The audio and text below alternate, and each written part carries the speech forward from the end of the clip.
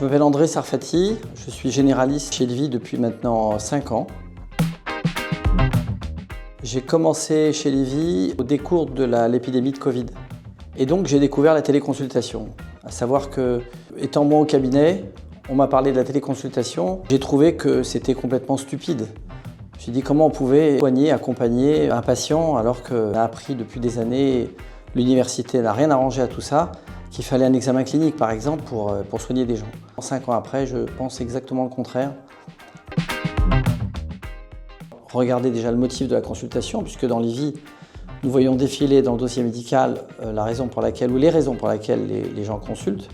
Je regarde très souvent avant la consultation l'historique du patient, lorsqu'il y en a un, bien entendu, qui me permet, comme on faisait au cabinet, de rebondir sur l'histoire du patient. Une fois qu'on s'est présenté, que la personne m'a aussi explicité le motif, je vais aussi chercher, moi, bien entendu, essayer d'identifier le problème de santé. Très souvent reformuler, oui, assez de manière succincte et conclure. Et enfin, rédiger l'ordonnance ou envoyer un examen complémentaire ou un arrêt de travail, ou les trois associés. C'est souvent des pathologies bénignes. On a plus souvent, dans les 3/4 des consultants, sont des gens qui sont jeunes. Donc forcément, de facto, avec des pathologies de jeunes. Et les pathologies de jeunes, le plus souvent, ce sont des maladies infectieuses bénignes, entérites, des grippes, des angines, des rhinopharyngites. On a des pathologies du jeune qui sont aussi chez la femme les cystites, les dysménorrhées, les problèmes de règles. Peut-être ce qu'on a un peu plus qui rejoint les pathologies de ville, c'est les maladies cutanées. Ce qui est étonnant dans la mesure où la peau qui s'exprime par elle-même, puisqu'on la voit, les gens voient leur maladie et donc peuvent l'exposer à travers une caméra. Et curieusement, là aussi c'est une surprise dans mon expérience. En fait, on voit mieux à travers une caméra lorsqu'on grossit l'image que lorsqu'on est en face du patient. Du coup, finalement, la dermatologie, c'est fréquent. On voit souvent des pathologies dermato, ouais, et intéressantes. La pratique, flexibilité, l'équipe, on le découvre après avoir fait ce choix. Ensuite, effectivement, j'ai découvert, et j'apprécie encore aujourd'hui, 5 ans après, toutes les qualités de cette équipe.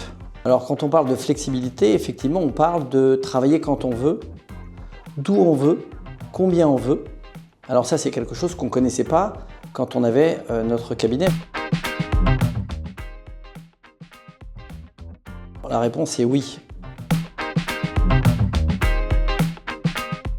La personne en face de nous, le malade en face de nous, il n'est pas seulement en face de nous, il est aussi un peu dans nous. Alors que lorsqu'on a un écran, l'écran fait interface comme ça, s'interpose entre le patient et le médecin.